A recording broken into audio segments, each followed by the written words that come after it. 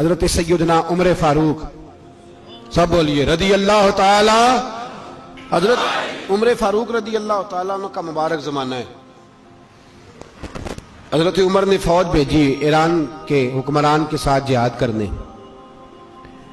ایران کے بادشاہ نے 2 عیسائی جاسوس بھیجے، کہنے لگا ذرا پتہ تو کرو مسلمانوں کا رات کا طریقہ کیا ہے، میں صف بندی کراتا ہوں۔ وہ ساری رات صف بندی کراتا رہا۔ 2 جاسوس آئے مسلمانوں کی معلومات کرنے، معلومات کر کے جب واپس گئے تو حضرت عمر فاروق رضی اللہ تعالیٰ عنہ کے سپاہیوں کو دیکھا، غور سے پلٹے تو بادشاہ کہنے لگا کیا حال دیکھ کے آئے ہو؟ کہنے لگا سارے مسلح پہ بیٹھے ہوئے ہیں، جتنے گھنٹے ہم وہاں رہے ہیں مجاہدین مسلح پہ رہے ہیں، یوں لگتا ہے جیسے ان کا دنیا داری سے کوئی تعلق۔ اور کہنے لگے بادشاہ کوئی ایسی طاقت ہے جس کو وہ بلا رہے تھے، کوئی ایسی قوت ہے جس کو وہ پکار رہے تھے، ہمیں بھی وہاں کھڑے ہو کے محسوس ہوتا تھا کہ ہاں کوئی ہے جو آ جائے گا ان کی مدد کے لیے، کوئی ہے جو پہنچے گا ان کی مدد کرے گا۔ ایران کا بادشاہ کہنے لگا مجھے سمجھ آ گئی ہے، وہ جسم کی طاقت سے ہی نہیں لڑتے، وہ کوئی غیبی طاقت ہے جس سے وہ لڑتے۔ بھائی وہ غیبی طاقت بھی تو ہمارے پاس ہم نے ناراض کر لیا نا، وہ بھی تو نہیں نا، مسجد کا رخ بھی تو کوئی نہیں۔ اور میں نے پچھلے جمعے بھی کہا تھا، پھر کہتا ہوں، وہن ہو گیا امت کو۔ نبی پاک نے فرمایا امت کو وہ کیا ہے، دنیا سے محبت ہو گئی ہے، موت سے کراہت ہو گئی، وہن ہے۔ صحابہ کرام کو موت سے بڑا پیار تھا، موت سے بڑی محبت کر، ہماری طرح نہیں، وہ کہتے تھے مریں گے تو منو مٹی، تو وہاں ٹھیک ہے عذاب قبر حق ہے، لیکن میں کہا کرتا ہوں سالوں کے بعد جو پردیس سے ماں کے پاس آئے، ماں اسے عذاب نہیں دیتی، اس کا ماتھا چوما کرتی ہے۔ اور بھائی جو رب کریم کی بارگاہ میں جائے گا تیرا کیا خیال ہے، گل سڑ جائے گا؟ مدینے والے حبیب نے فرمایا قبر المومن روضۃ من ریاض الجنہ، فرمایا میرا مومن جب قبر میں جاتا ہے تو اللہ جنت کے سارے دروازے کھول دیتا ہے، وہ تو اللہ کی رحمت میں پہنچتا ہے۔ کون کہتا ہے مومن مر گئے، وہ تو قید سے چھوٹے اپنے گھر گئے۔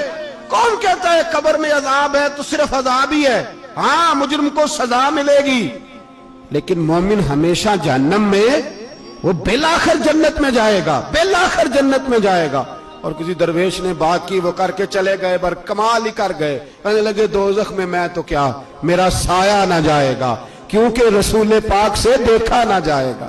نبی پاک سید عالم علیہ السلام کے غلام تو دیکھو نا، ساری زندگی عمر فاروق، بخاری پڑھو تو صحیح، ساری زندگی عمر ہر نماز کے بعد کہتے تھے اللہم ارزقنا شہادت فی سبیلک، اللہ بسترے پہ موت نہ دینا، موت مجھے شہادت کی دینا۔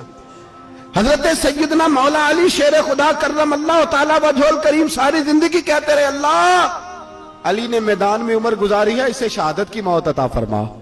او بھائی یہ تو شہادتیں مانگنے والے۔ حضرت امام حسین میدان کربلا میں کھڑے تھے، شمر کہنے لگا حسین تیری چاروں جانب موت ہے، تو آپ فرمانے لگے تجھے ابھی ہمارا پتہ ہی نہیں، موت سے تو ہمارا پیار چلتا ہے، اور فرمایا یہ شہادت تو ہمارا پیچھا کرتی ہے، پہنچ جاتی ہے جہاں ہم ہوتے ہیں، موت سے ڈر آ رہا ہے۔ مسلمان کا مرنے کو دل نہیں کرتا، ورنہ وہ اتنی بڑی کوٹھی میں کون رہے گا؟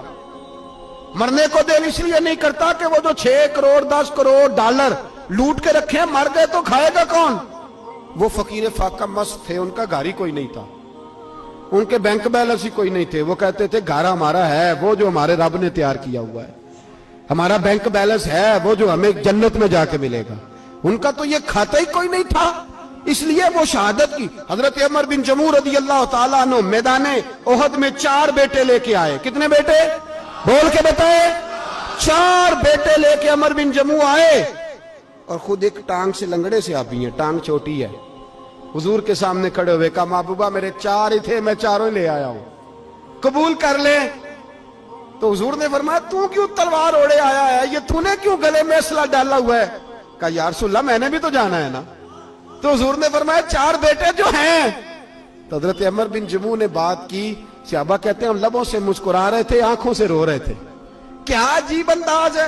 حضور نے فرمایا عمر 4 بیٹے جو آ گئے تو رہنے دے۔ تو حضرت عمر رو پڑے، کہنے لگے محبوبہ کیا لنگڑے جنت میں نہیں جائیں گے؟ کیا حضور میں لنگڑا ہوں تو میرے لیے جنت کوئی نہیں؟ میرے حبیب پاک سید عالم صلی اللہ علیہ وسلم نے فرمایا عمر تو ضرور جنت میں جائے گا. کہا محبوبہ پھر بچے بعد میں جائیں گے, میں پہلے میدان میں جاؤں گا. ایک بی بی 4 بیٹے لے کے آئی احد میں. کہا محبوبہ کل کمائی تھی میں لے آئی ہوں, میرے پاس کوئی اور شے ہوتی تو میں بچا کے نہ رکھتی. بیٹے دے کے نا حاضری لگوا کے تو واپس دروازے پہ لے گئی. تو حضرت سیدنا عبداللہ ابن عمر فرماتے ہیں بی بی بول رہی تھی تو میرا جذبہ جہاد بڑھ رہا تھا. اپنے بیٹوں کو کہنے لگی میں تمہیں حضور کے پاس چھوڑ کے جا رہی ہوں, جب تم میدان میں گرو گے تو میں تمہیں دیکھنے آؤں گی. دیکھنا تمہاری پشت پہ کوئی زخم نظر نہ آئے. جتنے تیر کھانے ہوئے سینے پہ کھانا, جتنے تلواروں کے نیزوں کے زخم برداشت کرنے ہوئے یہاں کھانا, پشت پہ زخم نظر نہ آئے. حضرت عبداللہ ابن عمر فرماتے ہو بی بی کی گفتگو میرا جذبہ جہاد بڑھا رہی تھی. ایک بی بی 3 سال کا 4 سال کا بیٹا لیے رو رہی ہے, احد کا دن ہے. سہیلیاں پوچھتی ہیں تو کیوں روتی ہے؟ وہ کہتی ہے دیکھو میرا خاوند بھی بدر میں شہید ہو گیا, بھائی اور باپ بھی. دل کرتا ہے کوئی جوان بیٹا ہوتا تو آج مصطفیٰ کے ساتھ اسے ہی بھیج دیتی. کوئی جوان میرے پاس ہے ہی 3 سال کا تو کیا کروں, 3-4 سال کا بچہ کیا کرے گا؟ پتہ نہیں کیا دلیل آئی. اچانک اٹھی, بیٹے کو سینے سے لگایا, کپڑا ڈالا, مسجد نبوی پہنچ گئی. حضرت بلال کہتے ہیں مجھے ملی. کہنے لگی بلال مجھے پتہ ہے حضور تیاری کرا رہے ہیں جنگ کی, پر 2 منٹ اگر میری ملاقات ہو جائے. بلال حبشی کہنے لگے حضور ایک بی بی ضد کر رہی ہے. حضور باہر آئے, کہنے لگی حضور میں فلاں کی بیٹی, فلاں کی بہن, فلاں کی بیوہ ہوں. میں نے بدر میں 3 شہید دیے ہیں, اب میرے پاس یہ 3 سال کا لال ہی بچا ہے, بڑا فخر ہے میرا. لوگ مجھے شہید کی بیوہ, شہید کی بیٹی, شہید کی بہن کرتے. دل کرتا ہے شہید کی اماں بھی کہیں جاؤں تو میرا بیٹا لے لے. سیدنا بلال کہتے ہیں حضور مسکرائے, کہنے لگے یہ 3 سال کا نونہال کیا کرے گا؟ کہتے ہیں اماں کا عجیب جذبہ ہے. کہنے لگی محبوبہ سنا ہے اسلحہ بھی تھوڑا ہی ہے, ڈھالیں زیادہ کوئی نہیں, میرا بیٹا ساتھ رکھ لیں. جب آپ کی طرف کوئی تیر آیا نا تو میرا بیٹا ڈھال کے تو اس کو ڈھال بنا کے آگے کر دینا. محبوبہ ڈھال تو بانی سکتا ہے نا. حضرت بلال فرماتے ہیں مصطفیٰ کریم نے فرمایا جا میں نے قبول کیا, قیامت کے دن بیٹا گھر لے جا, جب تیرا نام پکارا جائے گا تو شہید کی اماں کہہ کے ہی پکارا جائے گا, جا تو گھر لے جا. کہتے ہیں چلتے چلتے ایک غریبنی اور آ گئی, اتنی سی اٹی بان کی, اتنی سی. بلال حضور سے ملاقات ہو جائے گی. نبی پاک آ گئے, کہا محبوبہ یہ غلبہ اسلام میں میرا بھی حصہ ڈال لے. حضور نے فرمایا یہ کیا ہے؟ کہنے لگے حضور خامن فوت ہو گیا, اولاد اللہ نے بے نیازی سے دی نہیں, سویرے چرخہ کاٹ کے رزق حلال کھاتی ہوں. میرے پاس نا یہ اتنا سا بان ہے, ایک گھوڑے کی لگام بن جائے گی. محبوبہ حصہ تو ڈال جائے گا نا دین کے لیے, میری قبولیت ہو جائے گی. میرے حبیب نے ہاتھ اٹھائے اور دعا مانگی, کہا اے اللہ جتنا تو میدان کے مجاہدوں کو اجر عطا فرمائے اتنا اس غریبنی کو بھی عطا فرمانا, اتنا اسے بھی دینا. بھائی یہ جذبے تھے, یہ رنگ تھا امت مسلمہ کا, اس لیے کافر گھر میں بیٹھ کے کانپا کرتا تھا. اب اسے پتا ہے یہ اے سی والی کار سے نہیں نکل سکتے, اسے پتا ہے کہ ہم نے انہیں بوتل پہ لگا دیا ہے, اب یہ پیپسی مرینڈا اور یہ پی کے کھانے کے ساتھ تو یہ مست رہتے ہیں, اب یہ نہیں نکل سکتے گھر سے. ہم نے انہیں ان چیزوں پہ لگایا ہے جو ان کے وجود کو کھوکھلا کر رہی, اب کیسے میدان میں نکلیں گے؟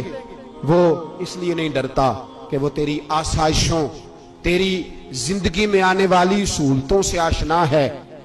موت بستر پہ بھی آ جاتی ہے, لیکن جس کو میدان میں آتی ہے وہ ساری زندگی زندہ رہتا ہے, وہ ساری زندگی زندہ رہتا ہے. بھائی مرنا تو ہے, لیکن اگر زندگی دین کے کام آئے گی تو امر ہو جاؤ گے, بچ جاؤ گے.